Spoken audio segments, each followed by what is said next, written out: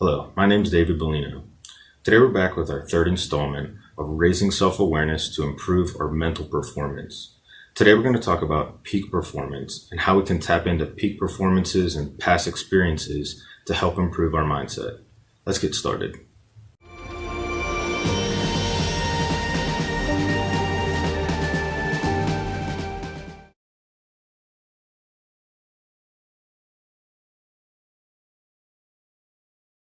So like I said, we're still at that bottom level of the mental performance pyramid as we raise self-awareness. And today we're going to talk about using past experiences and peak performances and even poor performances to help improve our confidence, to help show mental toughness and resilience, and overall just have the ability to tap into past experiences to help improve our mindset. So one of my heroes is the late and great Ken Ravizza. And Ken used to often use the phrase that confidence is fragile. It's not a black and white issue. It's not that all athletes are confident all the time. So in my experience with baseball players, sometimes in the beginning of the season, I ask them, all right, raise your hand if you're a confident player. And a lot of hands go up. And then I'll keep on going with that conversation and say, okay, well, who's a confident player after they go hitless 4 games in a row? And a lot of those hands go down. Or as a pitcher, right? Maybe when the pitcher starts the game, you could say, oh yeah, I'm confident. But then they walk a batter. Then they give up a double. And there's 2 guys on and no out.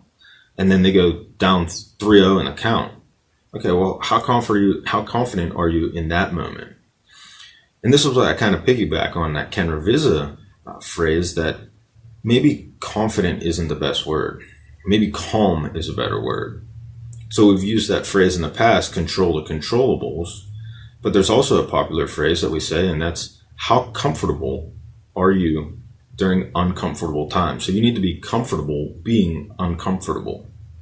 And this also goes from people that are returning from injury. If you think, you've been out, maybe had a 2-week layoff or a 2-month layoff, or even like a long 6-month layoff after difficult surgery, sometimes being confident or being calm or being comfortable in that situation is difficult for players.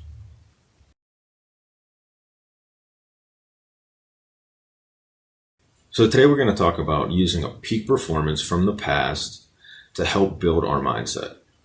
And our first activity is going to be write down a specific experience of a peak performance that you've had and try to provide as many details as possible, as vivid as you can remember it. And write down a minimum of 3 adjectives, 3 strong adjectives that you would use to describe that experience, what you were thinking, how you were feeling, how you played overall.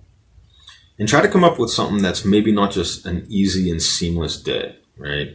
Think about something that was, you overcoming a challenge, you showing some mental toughness or some resilience, or being calm under difficult situations, but still perform at your best.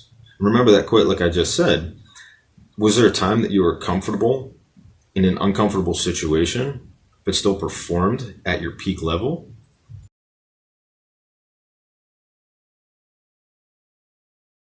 Now our second activity is going to be come up with a professional in your sport and explain one of their peak performances. And if you have a video, that's going to make it even stronger because you could watch it over and over again and analyze how they were.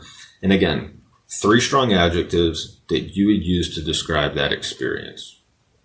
Now, one of the ones that I would often go back to is that Michael Jordan flu game, Chicago Bulls versus Utah Jazz late 90s playoff series.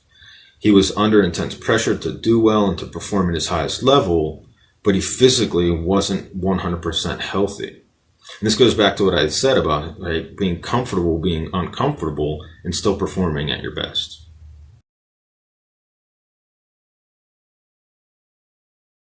Now our third activity is going to be for higher level or for some older athletes. And that's going to be write down a poor performance. Write down an experience where you didn't play particularly well. And same as above, come up with some adjectives that you would use to describe how that experience was. Now the biggest question here is, what can you learn from your poor experience or your poor performance? And it can be especially helpful if you put together the poor performance and the peak performance so you can compare them side by side. Now, in the last video, we talked about consistency and how important it is to be consistent in sports. If you've done something once, you've shown that you have the ability to do it. But the challenge is, can you repeat it?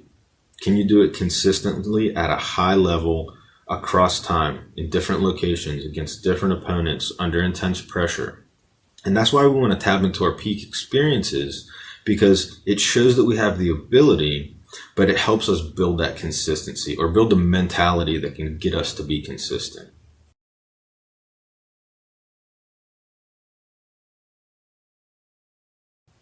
Well, I hope these activities help you to build some more self-awareness as that foundational level in our mental performance pyramid. Remember, peak performances aren't only for confidence, but they can also show examples of resilience and mental toughness and help us to play more consistently. Thanks for tuning in. See you next time.